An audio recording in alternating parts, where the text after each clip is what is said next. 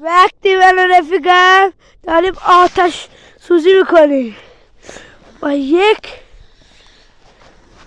عدد گموش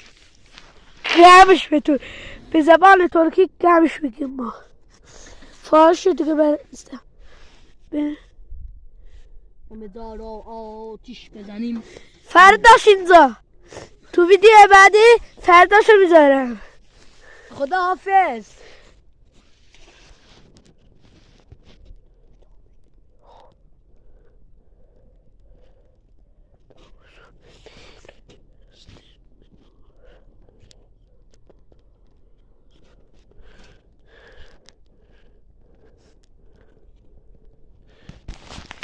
فردای این روز